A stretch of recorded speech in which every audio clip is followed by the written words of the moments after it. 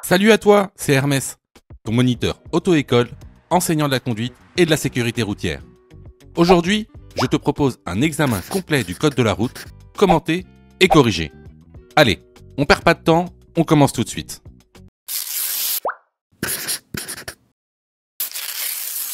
Question numéro 1. Je roule à 100 km/h. La distance de sécurité est de... Réponse A, 60 mètres. Réponse B, 100 mètres. Je respecte actuellement la distance de sécurité. Oui, réponse C. Non, réponse D.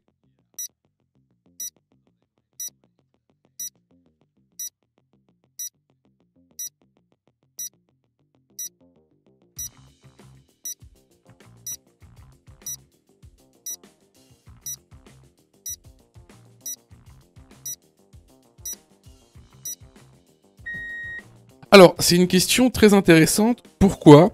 Parce que à l'examen du code de la route, on va te demander de calculer certaines distances. Alors, sache que pour l'examen, tu as 6 distances à savoir calculer. Tout d'abord, la distance parcourue pendant le temps de réaction. Ensuite, la distance de sécurité. Ensuite, la distance d'arrêt. Également, la distance d'arrêt sur sol mouillé. Ensuite, la distance de freinage. Et enfin, la distance de freinage sur sol mouillé. Alors, ici, on va parler de la distance de sécurité. Alors, tout d'abord, c'est quoi la distance de sécurité ? La distance de sécurité, c'est la distance minimale réglementaire qui sépare deux véhicules.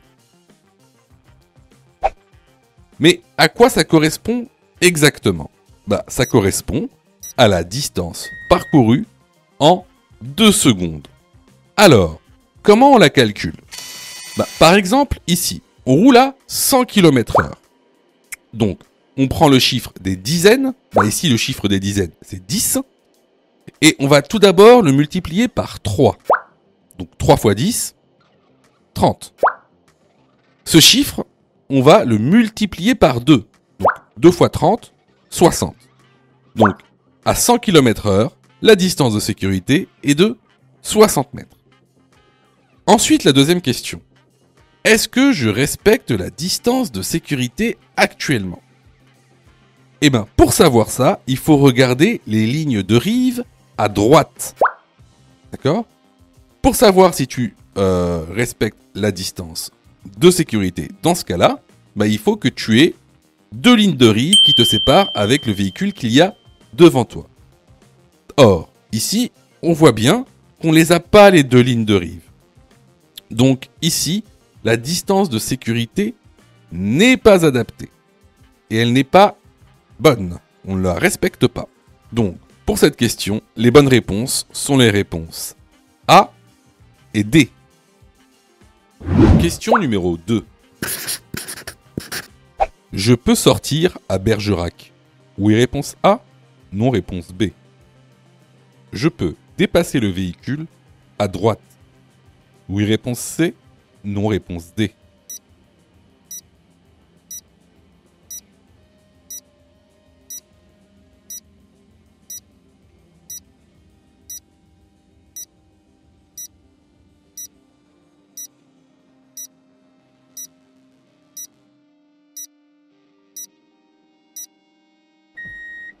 Alors, vous remarquerez qu'ici on est sur autoroute et on est sur la file de gauche.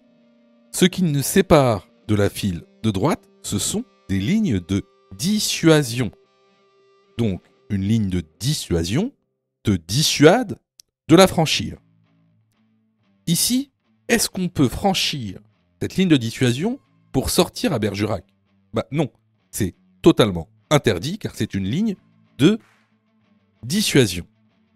Alors, n'oublie pas. Il y a 2 exceptions pour lesquelles tu peux franchir cette ligne. Et seulement 2. La première, c'est de dépasser un véhicule lent.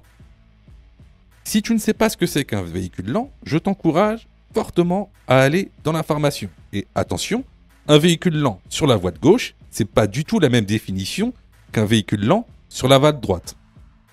Ensuite, la deuxième exception, c'est quoi? C'est tout simplement de se rabattre après avoir dépassé un véhicule lent. Est-ce que ici, je peux dépasser le véhicule? Oui, bien sûr, il n'y a aucune raison de ne pas pouvoir dépasser ce véhicule. Donc ici, les bonnes réponses sont les réponses B et C. Question numéro 3. Je peux dépasser ce piéton. Oui, réponse A. Non, réponse B.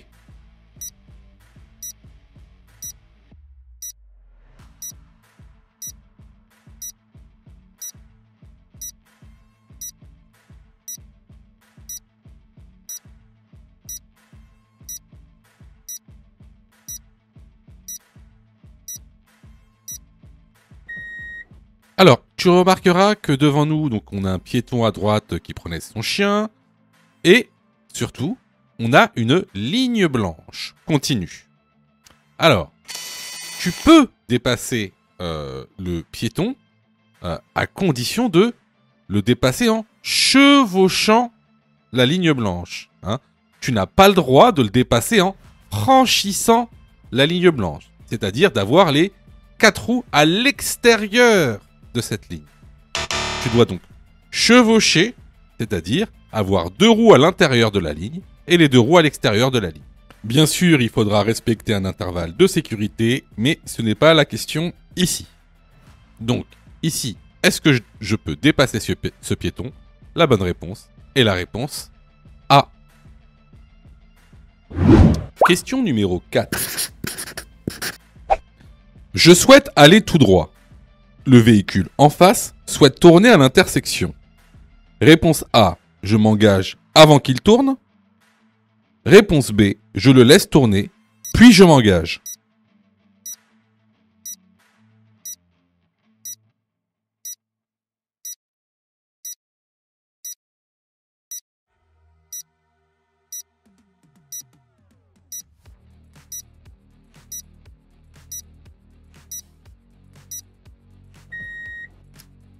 Alors, regardez bien ce qui se passe devant nous. Devant nous, on a un camion qui a ses feux stop allumés. On peut même entrevoir, devant le camion, vous avez sur le côté droit, un bus qui est à l'arrêt également. Donc la circulation devant nous est à l'arrêt. On se retrouve sur une intersection où en face de nous, on a une voiture qui, elle, veut tourner à droite ou à sa gauche. Si je m'engage tout de suite, avant que la voiture ne tourne, qu'est-ce qui va se passer? Il va se passer que je vais bloquer l'intersection. C'est-à-dire que la circulation en face et la circulation dans la voie dans laquelle je suis seront toutes les deux bloquées. Donc c'est interdit de faire ça. On n'a pas le droit de bloquer une intersection, même si le feu est au vert. Donc là, qu'est-ce que je fais? Je m'arrête au feu, je laisse passer les véhicules qui veulent tourner, puis lorsque la circulation devant moi repartira, je pourrai m'engager. Donc, la bonne réponse ici est la réponse B. Question numéro 5. Dans cette situation, réponse A, je klaxonne. Réponse B, je fais des appels de feu stop. Réponse C, j'accélère. Réponse D, je me prépare à m'arrêter.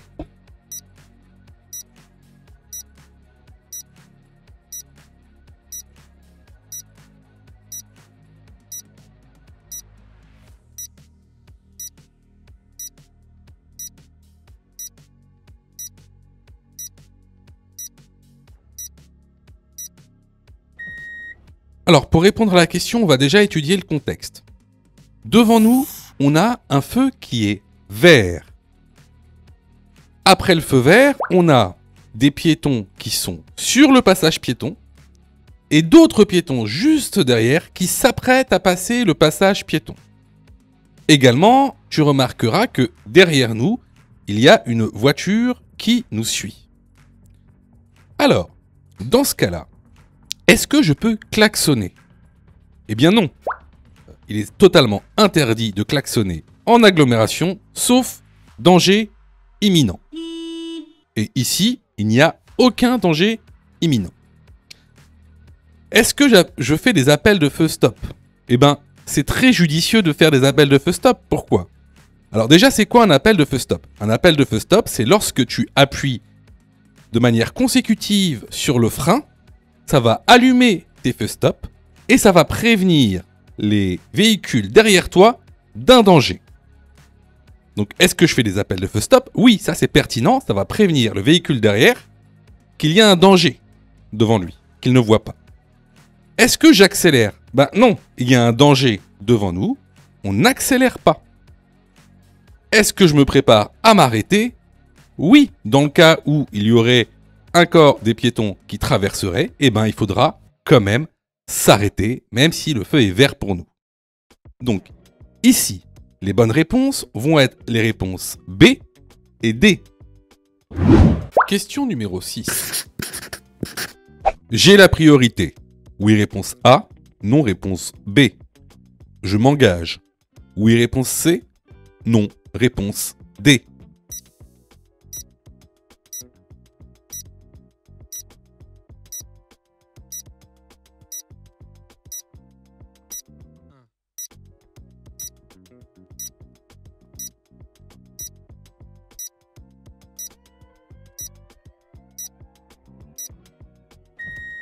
Alors ici, on arrive dans un carrefour à sens giratoire. Et comment on sait qu'on est dans un carrefour à sens giratoire et pas un rond-point?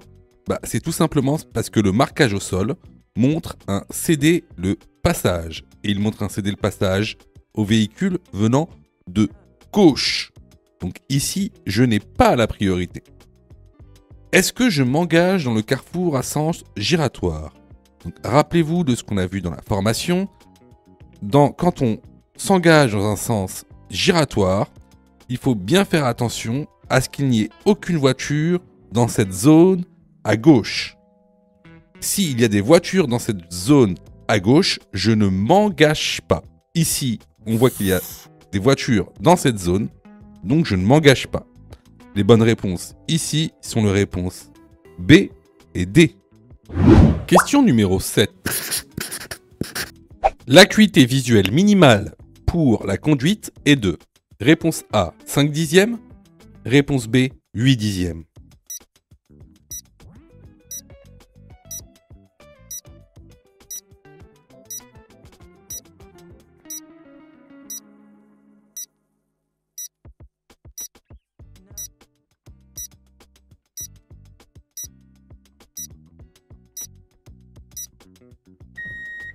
Alors, tout d'abord, c'est quoi l'acuité visuelle? L'acuité visuelle, c'est la capacité de discerner un objet à une certaine distance. En fait, elle est mesurée chez l'ophtalmologue. Vous savez, quand vous allez chez l'ophtalmologue, il vous fait lire à une certaine distance un petit tableau avec des lettres de plus en plus petites. C'est comme ça qu'on mesure l'acuité visuelle. Donc, vous devez avoir une acuité visuelle supérieure à 5 dixièmes pour être autorisé à conduire. La bonne réponse ici est la réponse A. Question numéro 8. Je circule sur autoroute. La vitesse maximale autorisée est de réponse A 130 km/h, réponse B 50 km/h, réponse C 110 km/h, réponse D 100 km/h.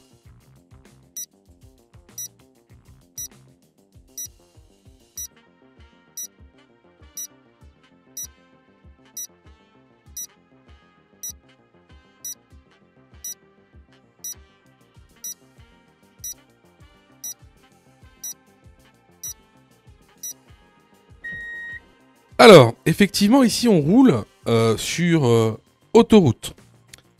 Comme le montre le document que vous retrouverez dans la formation, vous voyez bien que lorsqu'on a une visibilité inférieure à 50 mètres, alors la vitesse maximale autorisée est de 50 km/h. Donc, la bonne réponse ici est la réponse B. Question numéro 9.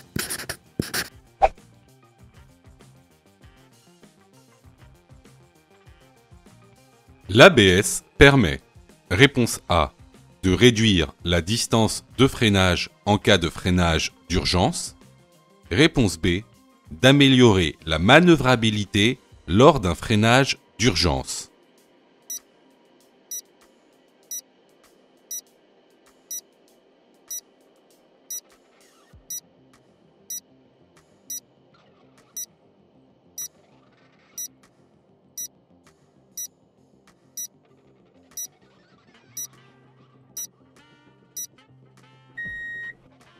Alors, déjà, l'ABS, qu'est-ce que ça veut dire? Donc, ABS, ce sont les initiales pour anti-blocage système. Ou sinon, hein, plus simplement, c'est anti-blocage des roues. Donc, c'est un système qui va éviter que tes roues se bloquent lors d'un freinage d'urgence. Alors, pourquoi ce système? Regardez cette petite vidéo. Lorsque vous freinez d'un coup, qu'est-ce qui va se passer si vous n'avez pas d'ABS? Vos roues vont se bloquer. Ce qui va entraîner, en fait, une perte de la manœuvrabilité du véhicule. Et donc, la voiture, elle va partir dans tous les sens parce que vos roues seront bloquées. Qu'est-ce que va apporter l'ABS? L'ABS, ce qu'il va faire lorsque vous allez appuyer à fond sur le frein, c'est que en fait, il y a un système à l'intérieur qui va faire en sorte que les roues ne se bloquent pas. Donc c'est un système qui va agir sur les plaquettes de frein et qui va en fait faire en sorte de bloquer les roues par intermittence, comme vous pouvez le voir sur la vidéo. Et qu'est-ce que ça va permettre ça? Ça va permettre d'avoir un meilleur contrôle du véhicule et donc une meilleure manœuvrabilité lors d'un freinage d'urgence. Donc, l'ABS va permettre d'améliorer la manœuvrabilité lors d'un freinage d'urgence. Et contrairement à ce qu'on pense, ça ne va pas réduire la distance de freinage, en aucun cas. Donc, ici, la bonne réponse est la réponse B. Question numéro 10. À droite, s'arrêter pour déposer une personne est réponse A, autorisé, réponse B, interdit, réponse C, toléré.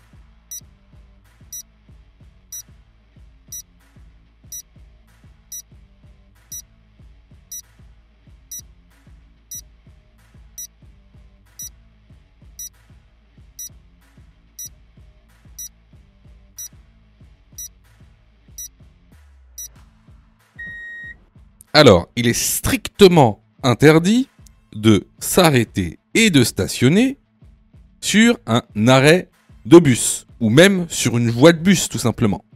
Donc ici, la bonne réponse est la réponse B. Question numéro 11. La distance de freinage d'un tramway est plus grande que celle d'une voiture. Oui, réponse A. Non, réponse B.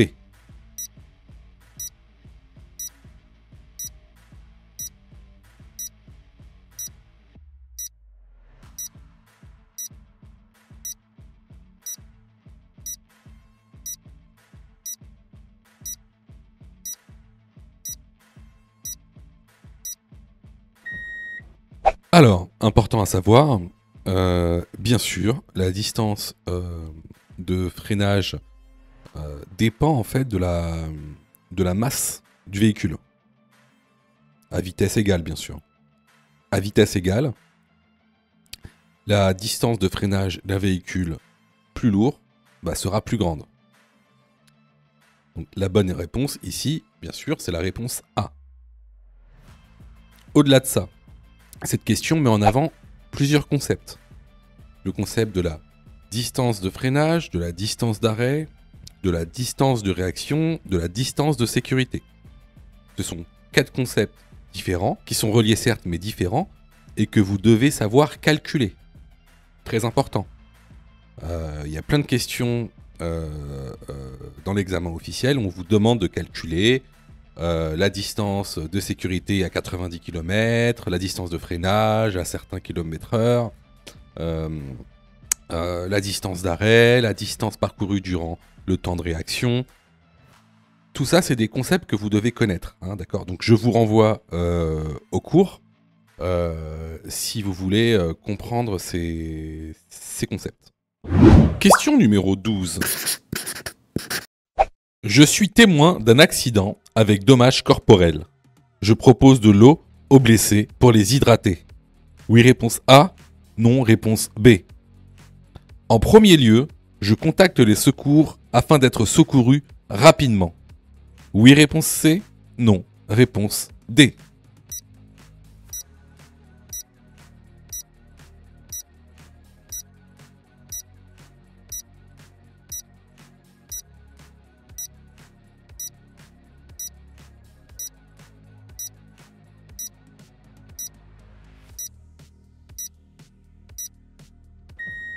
Alors, à savoir qu'il ne faut jamais donner ni d'eau ni de nourriture à un blessé qui vient d'avoir un accident.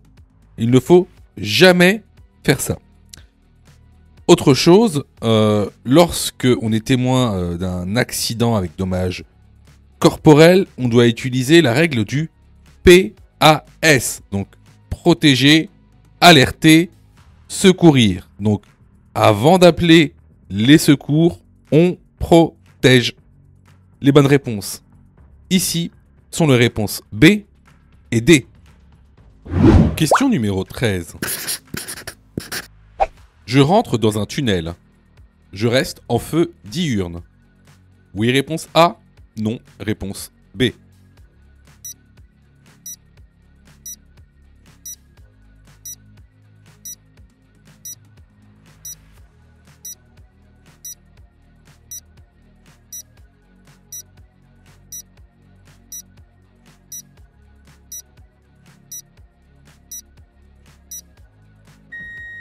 Alors, vous voyez, il y a le petit panneau d'obligation « Allumez vos feux » juste à droite.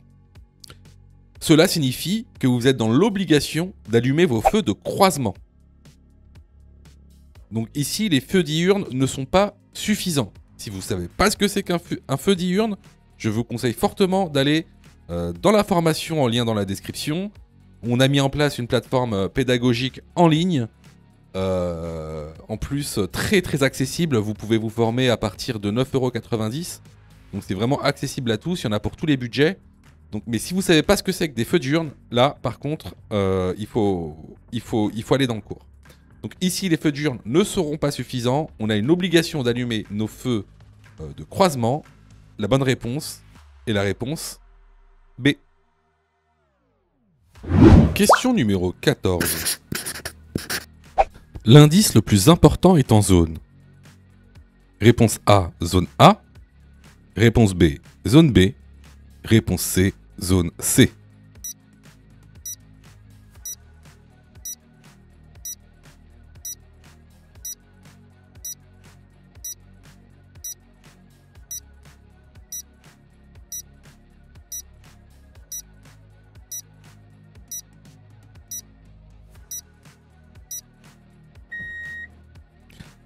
Alors, regardez bien en zone A, c'est-à-dire le rétroviseur extérieur gauche.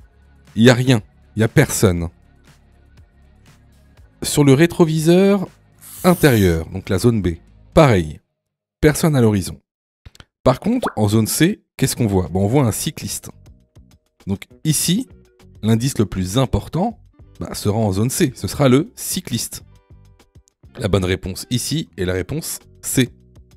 Question numéro 15. La principale catégorie des piétons tués est celle. Réponse A, des enfants. Réponse B, des personnes de plus de 65 ans.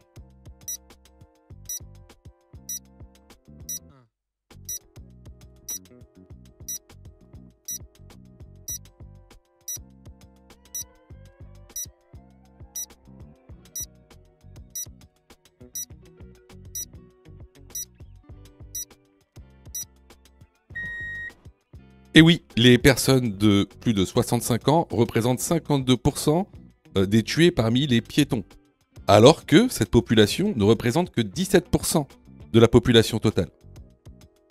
Donc ici, la bonne réponse va être la réponse B.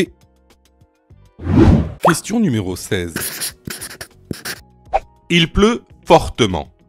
Je peux utiliser mes feux de brouillard. Avant, oui réponse A, non réponse B.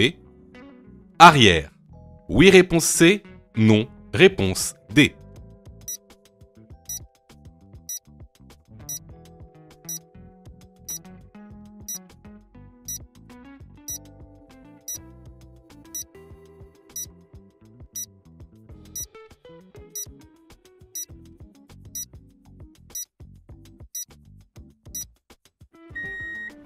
Alors portez votre attention sur cette réponse parce que vous êtes nombreux à ne pas savoir quand utiliser les feux de brouillard. Avant, les feux de brouillard arrière.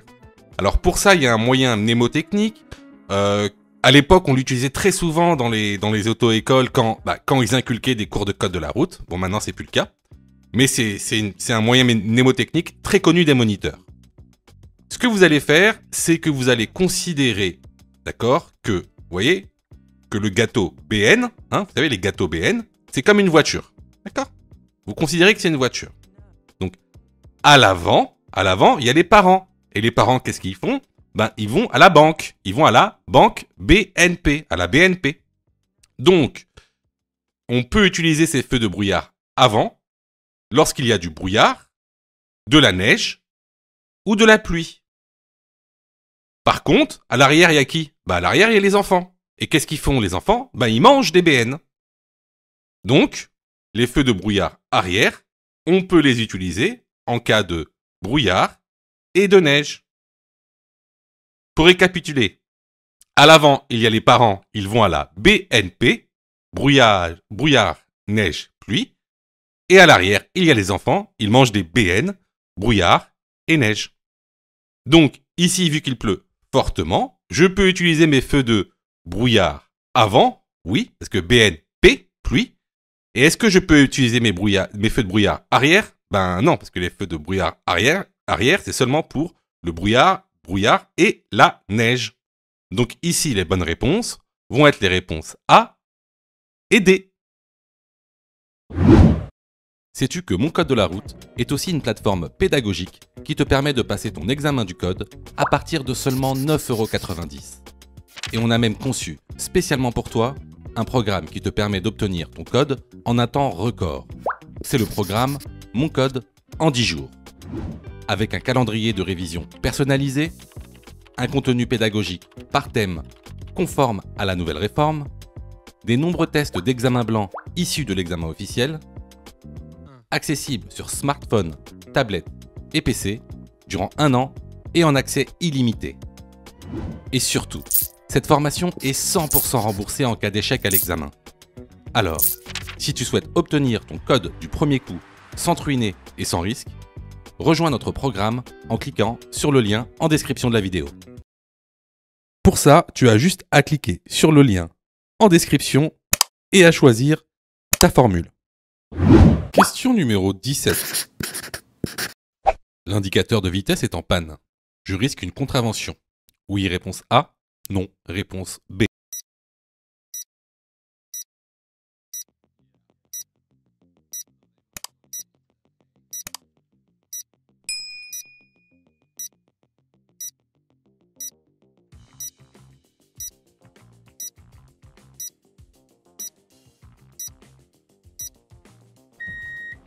Effectivement, il est interdit de rouler avec un indicateur de vitesse en panne. Donc la bonne réponse est la réponse A. Question numéro 18. La vitesse maximale autorisée est de réponse A 110 km/h, réponse B 130 km/h.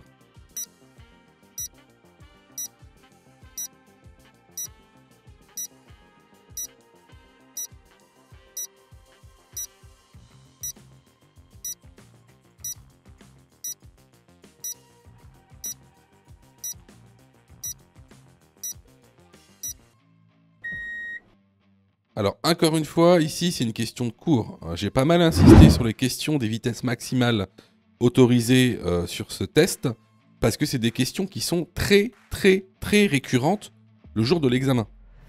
Alors, ici, on est sur autoroute, comme vous le voyez sur la pancarte sur fond bleu qui est à droite. On va reprendre donc le tableau des vitesses maximales autorisées. Donc la vitesse maximale autorisée sur autoroute est de 130 km/h, sauf en temps de mauvais temps. Donc quand il y a un mauvais temps, la vitesse maximale autorisée est réduite à 110 km/h. La bonne réponse est la réponse A. Question numéro 19. Adopter une éco-conduite, c'est réponse A, rouler plus vite. Réponse B, préparer son itinéraire. Réponse C, limiter la climatisation. Réponse D, alléger le véhicule.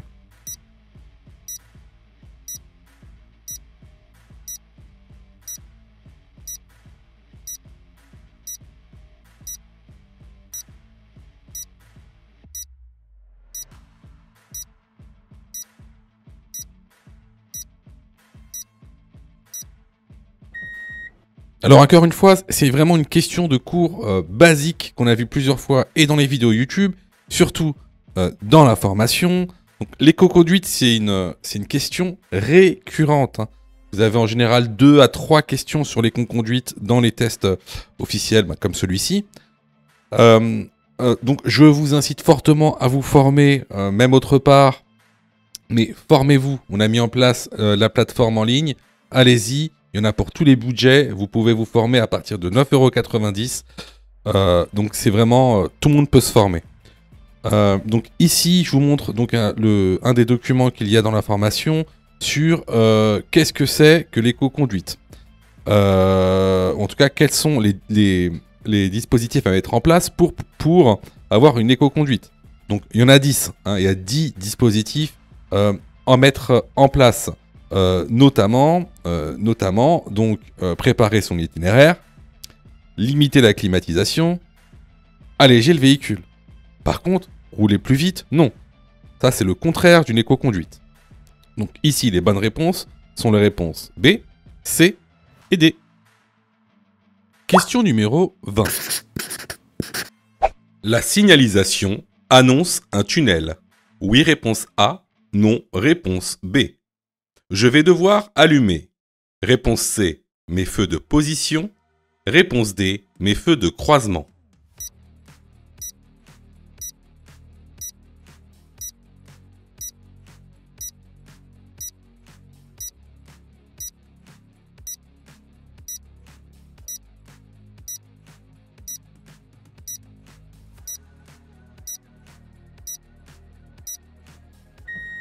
Alors comme tu le vois, ici, ce panneau indique donc la présence d'un tunnel.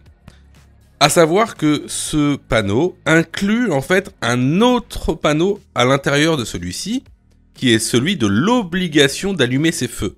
Mais quel feu ? Vous êtes obligé d'allumer vos feux de croisement lorsque vous rentrez dans un tunnel. Les bonnes réponses ici sont les réponses A et D. Je vois que tu es super motivé pour avoir ton code. Alors, soutiens la chaîne en t'abonnant et surtout en activant les notifications afin d'être prévenu des dernières vidéos mises en ligne. Question numéro 21. J'ai eu mon permis en conduite accompagnée dite supervisée. Ma période probatoire est de réponse A, 3 ans, réponse B, 2 ans. Je récupère donc réponse C, 3 points par an. Réponse D, 2 points par an.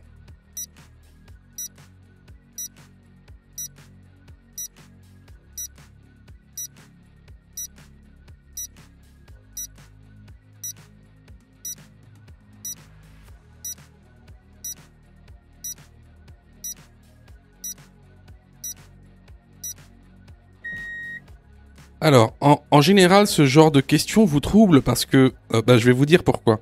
C'est qu'en fait, certes, vous connaissez le code de la route, mais vraiment en surface. Vous ne le connaissez pas de manière précise et approfondie. Alors, la conduite supervisée, fait partie des différents types de conduite accompagnée que vous pouvez effectuer. En conduite supervisée, ma période probatoire est de 3 ans, comme un permis normal. Et je récupère donc 2 points par an durant cette période probatoire en conduite supervisée. Alors, il faut que vous compreniez une chose. On parle souvent de conduite accompagnée, mais la conduite accompagnée, en fait, c'est juste une méthode d'apprentissage. Donc, vous avez 3 types de conduite accompagnée. Vous avez la conduite accompagnée supervisée, vous avez la conduite accompagnée encadrée, et vous avez l'apprentissage anticipé de la conduite. Effectivement, en apprentissage anticipé de la conduite, qu'on appelle conduite accompagnée AAC, c'est sur ce type de conduite accompagnée que votre période probatoire sera de 2 ans et que vous pouvez récupérer 3 points par an. Donc, ici, les bonnes réponses sont les réponses A et D. Question numéro 22. La zone de danger la plus importante se trouve. Réponse A en A. Réponse B en B. Réponse C en C.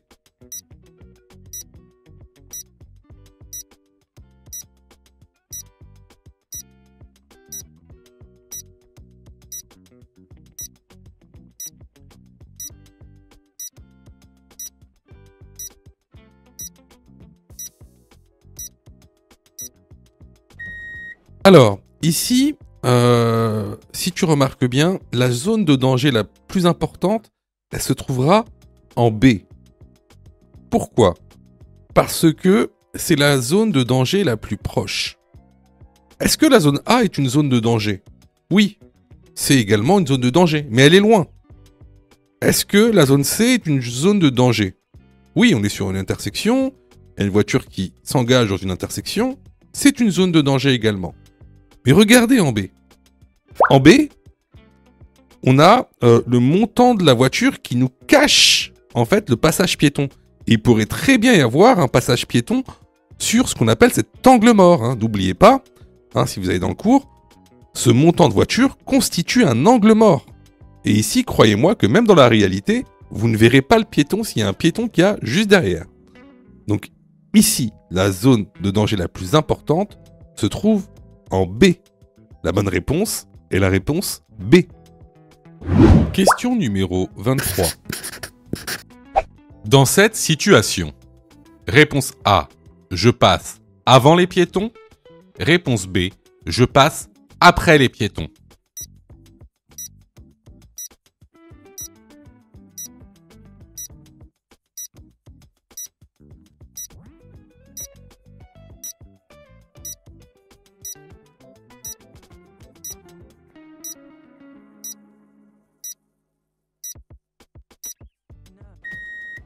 Alors, il faut savoir une chose. Si tu refuses la priorité aux piétons au passage piéton, c'est ce qu'on appelle un refus de priorité piéton. C'est une contravention de quatrième classe qui est sanctionnée par une amende de 135 € et un retrait de 6 points sur le permis de conduire. Donc, ici, les piétons sont engagés dans le passage piéton. Dans cette situation, je passe après les piétons. La bonne réponse est la réponse B. Question numéro 24. Ce panneau indique l'obligation d'équiper son véhicule. Réponse A, de chaîne à neige. Réponse B, de pneus hiver.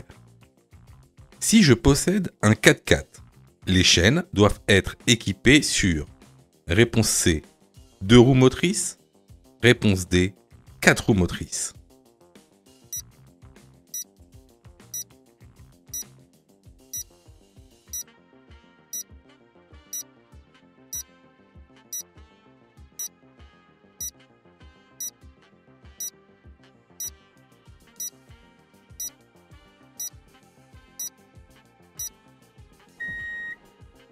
Alors, ce panneau, il est vraiment très spécifique.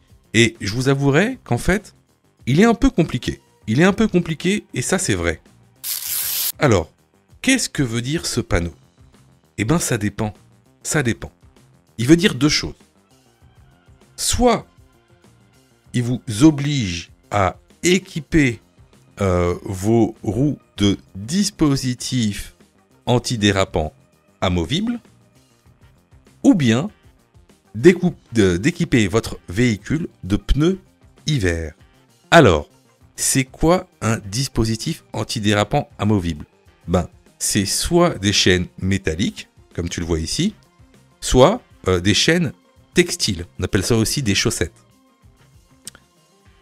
Les pneus hiver, c'est quoi? Ben, c'est des pneus spéciaux et tu les reconnais parce qu'ils sont estampillés sur le flanc 3P MSF, qui veut dire Three Peak Mountain Snowflake. Alors, en général, c'est pas marqué 3P MSF, mais il y a le petit logo, et regardez le logo, c'est quoi? C'est 3 pics, Three Peak, qui représente une montagne, et à l'intérieur, il y a un flocon de neige, Snowflake. C'est pour ça qu'on appelle ça, ce logo, le Three Peak Mountain Snowflake. Alors, il y a quand même des petites particularités. Si tu équipes tes roues de dispositifs antidérapants amovibles, alors tu dois savoir que tu dois les équiper sur toutes les roues motrices. Toutes les roues motrices. C'est-à-dire que si tu as un 4x4, ça a 4 roues motrices, il faut que tu équipes tes roues de dispositifs antidérapants sur les 4 roues. D'accord? Pareil, concernant les pneus hiver, si tu décides d'équiper ton véhicule de pneus hiver, tu dois équiper ton véhicule sur toutes les roues. Alors, il y a encore une fois une particularité sur ce panneau d'obligation. Alors, ce panneau d'obligation, donc ici, t'oblige à mettre des dispositifs antidérapants amovibles seulement si la route est enneigée. Si elle n'est pas enneigée, t'as pas à mettre de dispositifs antidérapants. Alors là, normalement, tu dois dire, ok, d'accord, donc si la route elle n'est pas enneigée, je suis pas obligé de mettre de chaîne antidérapante. Mais si la route elle n'est pas enneigée, est-ce que je suis obligé d'équiper mon véhicule de pneus hiver? Ah ah. Ça, c'est une bonne question. C'est une bonne question, mais je réserve ça à ceux qui vont dans l'information. Et c'est une question importante. C'est une question importante. Donc, pour revenir à la question, ce panneau indique l'obligation d'équiper son véhicule de chaîne à neige, oui, réponse A. De pneus hiver, oui, réponse B. Si je possède un 4x4, donc d'un véhicule équipé de 4 roues motrices, alors je dois équiper les chaînes sur les 4 roues motrices, réponse D. Donc ici, les bonnes réponses vont être les réponses A, B et D. Alors clairement ici c'était une question basique, une notion de cours basique. Donc si tu as eu faux à cette question, je t'encourage vivement à aller te former sur notre plateforme de formation ou ailleurs. Alors surtout ne te dis pas c'est pas grave, les examens blancs vont justement m'aider à apprendre le code. Faux. Les examens blancs ne servent pas à apprendre le code. Les examens blancs servent à tester si tu as, oui ou non, assimilé le contenu pédagogique. Alors, quelle est la meilleure méthodologie pour passer le code? C'est-à-dire, quelle est la meilleure méthodologie pédagogique? Alors, tout d'abord, il va falloir apprendre les cours par thème. Vous savez, il y a aujourd'hui 10 thèmes avec la nouvelle réforme. Une fois que tu auras appris ces 10 thèmes et tous les contenus de ces 10 thèmes, alors tu pourras passer à des exercices d'entraînement par niveau de difficulté. Tout d'abord les exercices faciles, les exercices moyens et les exercices difficiles. Une fois ce travail effectué, là, tu pourras t'exercer à faire des examens blancs. Surtout, ne pense pas que les examens blancs vont t'aider à apprendre. Ce n'est pas vrai. Et d'ailleurs, c'est pour ça que beaucoup de gens ratent leur code de la route. N'oubliez pas que le taux de réussite au code de la route est d'environ 60%. C'est-à-dire qu'il y a quasiment 40% des personnes qui échouent au code de la route, justement parce qu'ils n'ont pas la bonne méthodologie pédagogique. Donc ici, si tu t'es trompé à cette question, je t'encourage vivement à venir sur notre plateforme pédagogique et à participer à la formation. Pour ça, tu as juste à cliquer sur le lien en description et à choisir ta formule. Question numéro 25. Les rétroviseurs permettent de voir. Réponse A, en vision directe. Réponse B, en vision indirecte.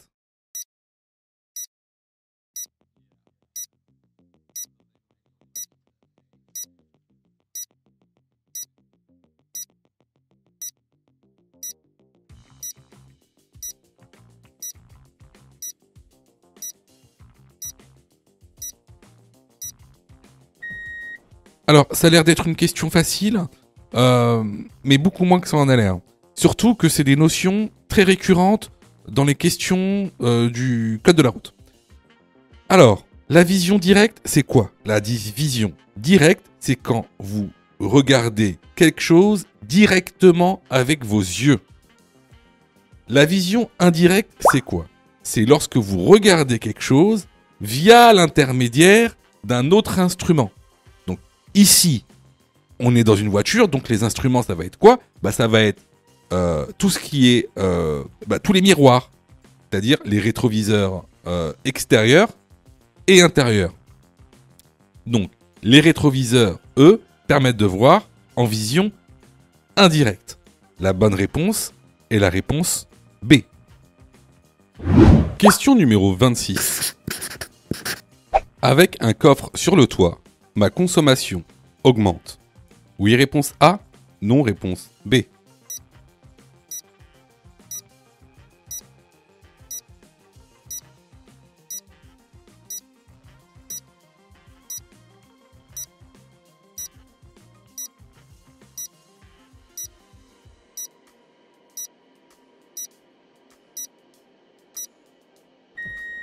Eh bien, tout ce qui va amener à alourdir le véhicule va augmenter la consommation, tout simplement. Que ce soit des bagages ou des coffres sur le toit ou une remorque, par exemple. Donc ici, la bonne réponse est la réponse A. Question numéro 27. L'ambulance privée derrière moi a activé son gyrophare. Réponse A. Je laisse le feu pour le laisser passer. Réponse B. Je m'arrête au feu.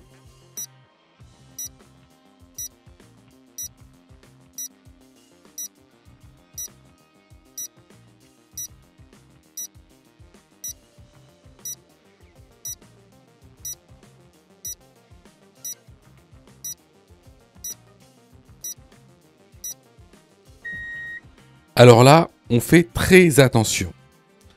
Les ambulances sont des véhicules d'intérêt général bénéficiant d'une facilité de passage. Ce qui n'a rien à voir avec un véhicule d'intérêt général prioritaire.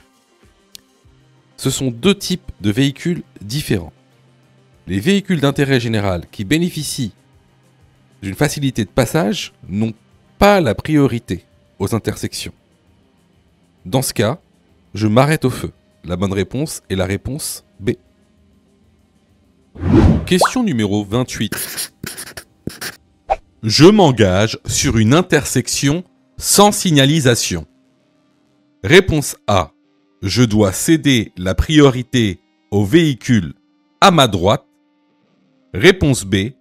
Le véhicule à ma droite doit me céder la priorité.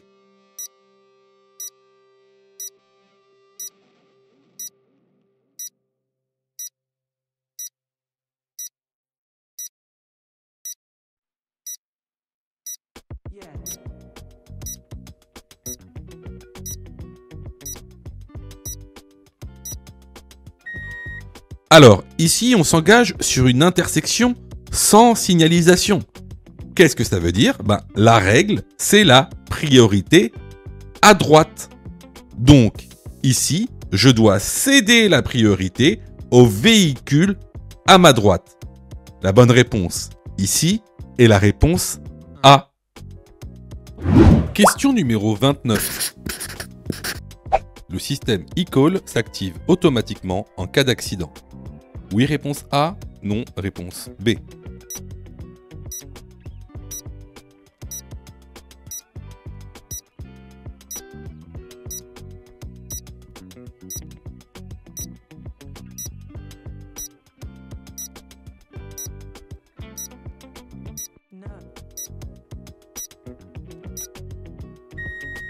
Bon, là c'est du cours, c'est purement du cours.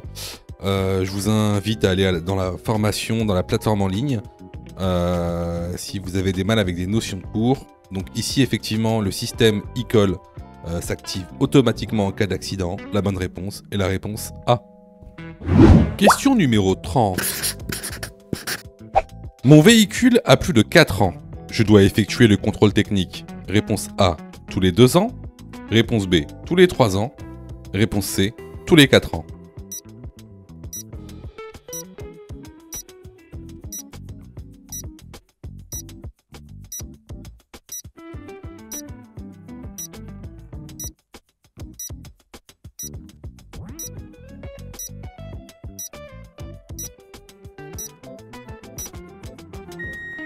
Alors là, tu vois, encore une fois, c'est une question de cours. Donc, si tu as faux à cette question, je t'encourage fortement, mais fortement, à te former.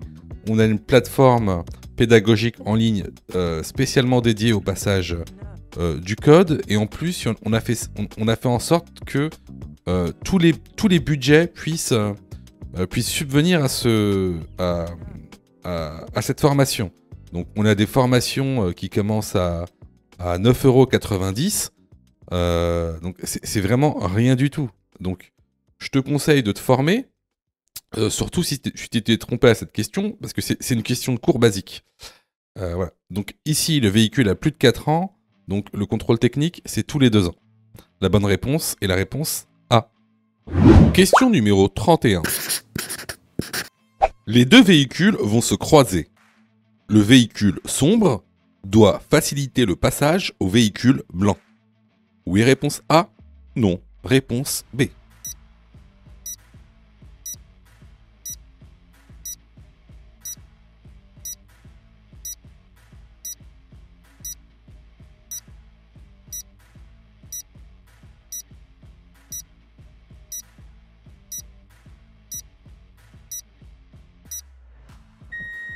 Alors là, c'est une question très intéressante parce qu'elle fait appel à des notions de cours basiques très importantes. Donc là, on va parler des croisements, notamment des croisements difficiles. Donc ici, on est dans le cas où on a une pente et deux véhicules vont se croiser. Ces deux véhicules font partie de la même catégorie de poids. Donc ce sont des véhicules qui ont un PTAC inférieur à 3,5 tonnes. On appelle des véhicules légers. Donc ici, dans ce cas-là, c'est au véhicule qui descend de faciliter le passage au véhicule qui monte, car il est plus dur de monter que de descendre. Donc ici, la bonne réponse est la réponse A. Alors, je voulais juste porter attention à cette question parce que, en fait, là, vous avez vu, on a vu un cas des croisements, ce qu'on appelle les croisements dépassements, c'est une notion de cours. Il me semble que c'est dans le thème la circulation. Ça, c'est juste 1/20 de la notion de croisement-dépassement. Pourquoi je dis ça? Parce que beaucoup d'entre vous, vous faites des séries pour apprendre le code de la route.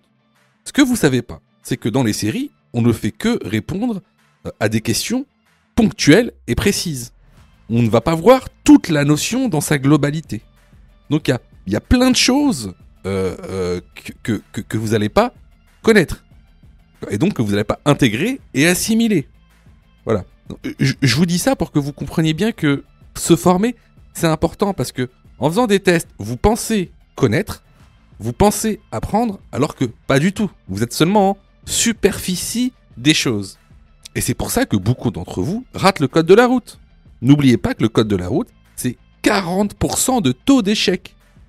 Aussi parce que la plupart d'entre vous, vous révisez votre code de la route en faisant des tests. Alors que les tests, c'est seulement pour les personnes qui connaissent déjà très bien leur code de la route et qui font entre 0 et 7 fautes. Maximum. Maximum. Sur les 5 dernières séries. Donc, je vous incite vraiment à bien connaître votre code de la route.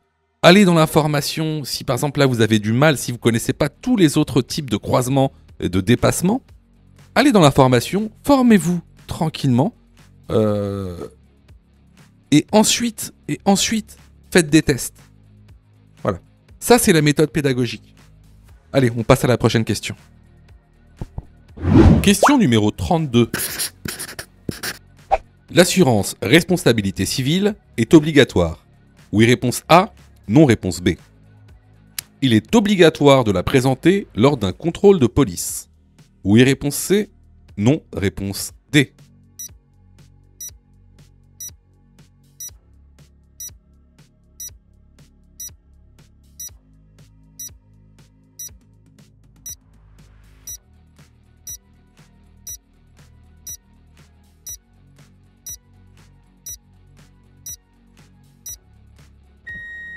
Alors, il faut savoir que l'assurance responsabilité civile est obligatoire pour tous les véhicules. Alors, la question c'est maintenant, est-ce que c'est obligatoire de le présenter lors d'un contrôle de police ? Eh bien, plus maintenant, depuis avril 2024, vous n'êtes plus obligé de le présenter lors d'un contrôle de police, tout simplement parce qu'ils ont un nouveau fichier, donc le fichier FVA, donc fichier des voitures assurées. Donc ils savent juste, via la lecture de votre plaque d'immatriculation, si vous êtes assuré ou non. Donc il n'est plus obligatoire de présenter son assurance lors d'un contrôle de police. Donc ici, les bonnes réponses vont être les réponses A et D. Question numéro 33. Après ce panneau, je vais devoir équiper mon véhicule d'un dispositif antidérapant. Oui, réponse A. Non, réponse B. La route est praticable. Oui, réponse C. Non. Réponse D.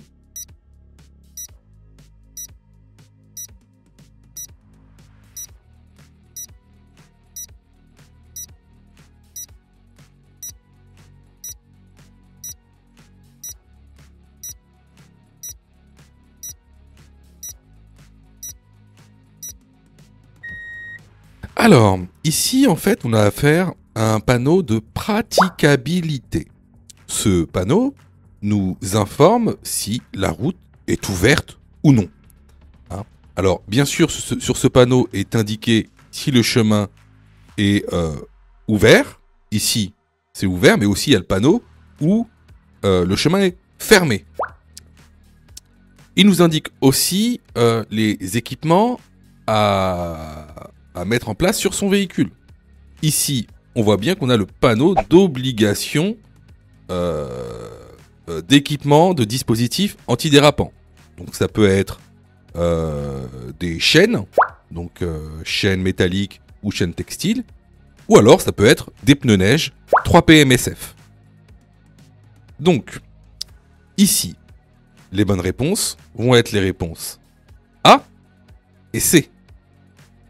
Question numéro 34.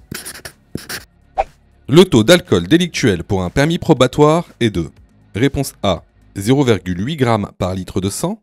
Réponse B, 0,4 mg par litre d'air. À partir de ce taux, le risque d'accident est multiplié par 15, réponse C, 10, réponse D.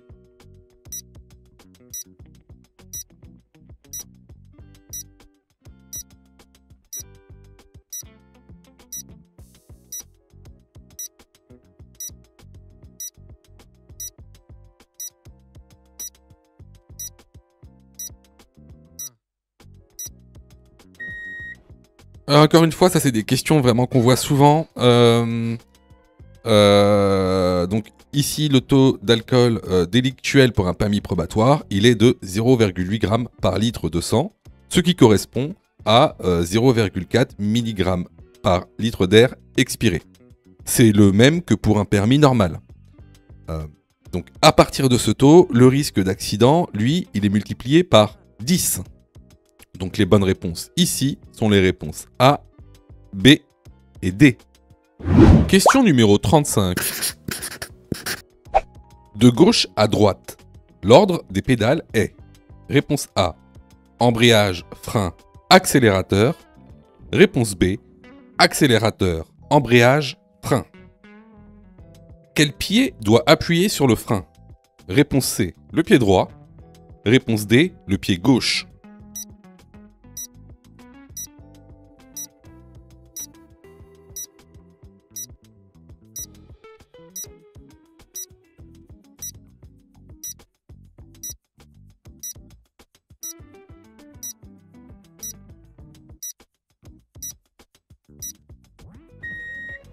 Alors, de gauche à droite, on a tout d'abord, tout à gauche, l'embrayage. Ensuite, au milieu, on a le frein. Et à droite, on a l'accélérateur. Quel pied doit appuyer sur le frein? C'est le pied droit qui doit appuyer sur le frein. Les bonnes réponses ici sont les réponses A et C. Je vous incite fortement à vous former, ça vous évitera beaucoup de problèmes. Par exemple, le fait de repayer pour repasser votre code pour à peine quelques points de raté. Donc pour ça, je vous conseille vraiment de vous former. Alors c'est bien de faire des exercices, c'est bien de faire des tests, des examens blancs, mais d'abord, il faut connaître son cours. Donc nous, on a mis en place une plateforme pédagogique pour tous les budgets et pour tous les besoins. Donc vous avez donc la plus petite formule, qu'on appelle la formule basique, à 9,90 € par semaine. Celle-ci, elle est réservée à ceux qui ont déjà passé leur code et qui veulent une remise à niveau pendant une semaine. Ensuite, vous avez la formule standard qui, elle, est valable pendant 1 an en illimité. Elle est à 19,90 €. Elle est valable 1 an en illimité. Cette formule, elle est réservée plutôt aux personnes qui n'ont jamais passé le code. Donc, à l'intérieur de la formule, tu auras tous les cours pédagogiques par thème, tous les exercices d'entraînement par thème, 30 examens officiels avec plus de 1200 questions commentées et corrections détaillées, toutes les fiches pédagogiques. Tu auras aussi droit à un suivi personnalisé pour voir ta progression et une équipe qui sera là pour répondre à tes questions. Ça, c'est pour les personnes qui n'ont jamais passé le code. Ensuite, vous avez pour ceux qui veulent obtenir leur code rapidement, vous avez la formule Mon code en 10 jours qui vous permet de passer votre code en 10 jours. Alors, cette formule-là, elle est spécifique. Elle a des modules pédagogiques spécifiques, accélérés, des fiches mémotechniques, des cours condensés avec l'essentiel, des exercices pédagogiques d'entraînement et un calendrier d'apprentissage personnalisé. Bien sûr, tu auras le droit à tous les cours pédagogiques aussi, toutes les fiches pédagogiques, tous les examens officiels, les 1200 questions commentées et détaillées. Et tu auras aussi un suivi personnalisé. Donc cette formation, elle est aussi valable pendant 1 an en illimité. Et en plus, elle est remboursée à 100% si tu échoues ton code. Donc tu auras juste à envoyer la preuve de ton échec et tu seras automatiquement remboursé. Ensuite, on a une dernière formule. Ça, c'est plutôt pour les personnes qui viennent d'arriver en France et qui aimeraient avoir des informations sur le passage du code et le passage du permis. Par exemple, les différents types de permis qui existent. Le permis normal, le permis accompagné, le permis encadré, le permis supervisé. Et aussi, si tu veux savoir comment tu peux te faire financer ton permis de conduire. Tous les organismes de financement qui peuvent financer soit à 100%, soit de manière partielle, ton permis. Bon, ça c'est réservé aux personnes qui viennent d'arriver en France et qui veulent avoir leur code. Donc voilà, on a voulu que ce soit une plateforme pour que tout le monde puisse se former au code de la route. Donc il y en a pour tous les budgets et surtout, il y en a pour tous les besoins parce que chaque personne a des besoins différents. Donc je vous incite vraiment à aller dans la formation. Alors pour y aller, c'est très simple. Dans chaque vidéo, vous voyez, vous allez dans description et il y a un lien vraiment en début de description. Donc il y a un lien, tu cliques dessus, hein, tu cliques sur le lien, oui, tu vois, il y a marqué plateforme de formation en ligne. Tu cliques sur le lien, ce lien te ramène directement sur le site internet, et là, tu cliques sur la formule qui te correspond. Ensuite, il ne te reste plus qu'à souscrire à la formation, et tu auras accès directement donc, à ton espace élève, à toute la plateforme pédagogique. Question numéro 36. Question numéro 38. Ce panneau indique une interdiction de stationner du côté impair de la route. Oui, réponse A, non, réponse B.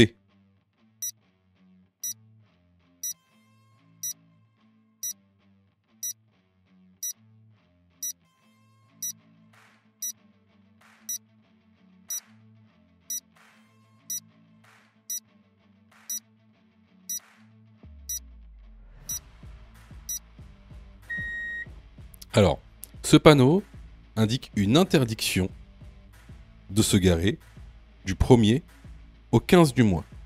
La bonne réponse est la réponse B. Question numéro 37. Le risque d'avoir un accident dans la demi-heure qui suit les premiers signes de somnolence est multiplié par réponse A 3 à 4, réponse B 4 à 5, réponse C 11 à 12.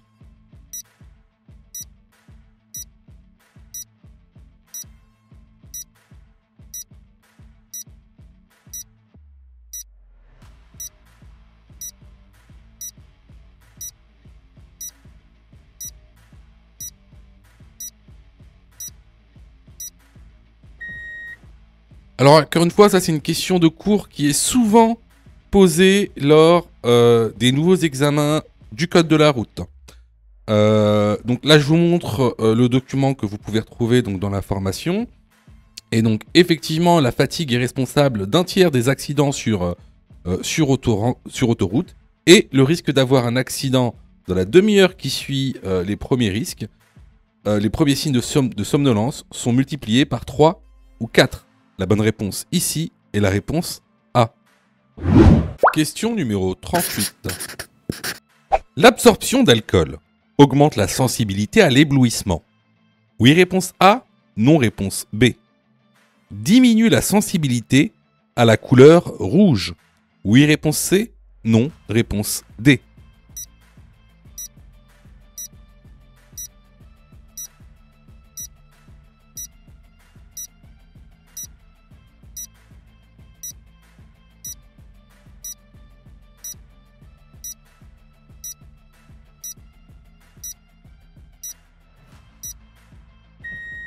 Alors, effectivement, l'absorption d'alcool va augmenter la sensibilité à l'éblouissement.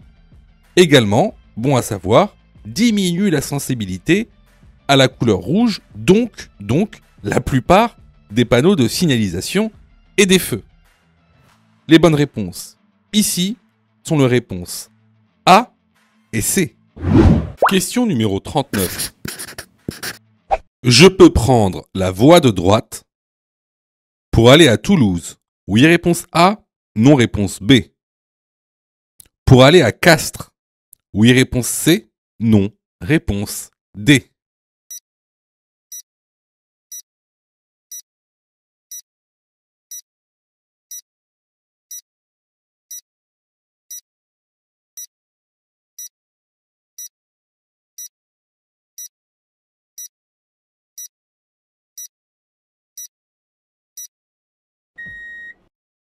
Alors, deux choses ici. Si tu regardes bien le marquage au sol, tu as devant toi une ligne de dissuasion. Donc, une ligne de dissuasion te dissuade de la franchir. Sauf à deux conditions.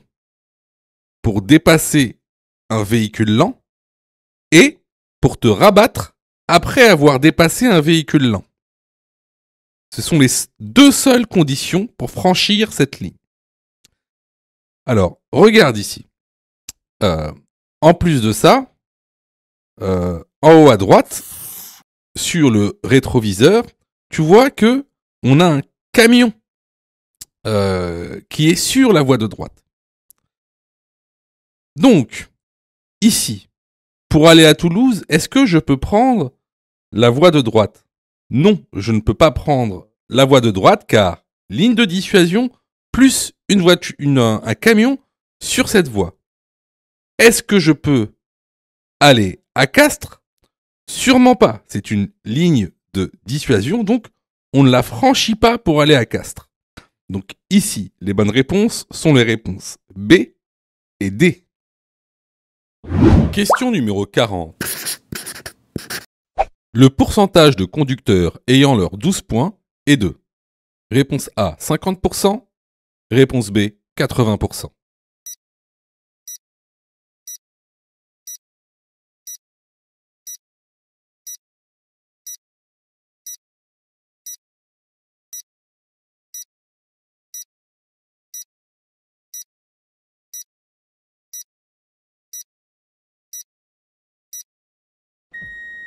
Le pourcentage de conducteurs qui a leurs 12 points est de 80%. La bonne réponse est la réponse B. Si tu as fait 8 fautes ou plus, ne panique pas. Rejoins-nous sur notre plateforme pédagogique en ligne en cliquant sur le lien en description de la vidéo. Tu pourras alors choisir la formule qui te convient. N'oublie pas de liker la vidéo et de t'abonner pour recevoir toutes les dernières notifications.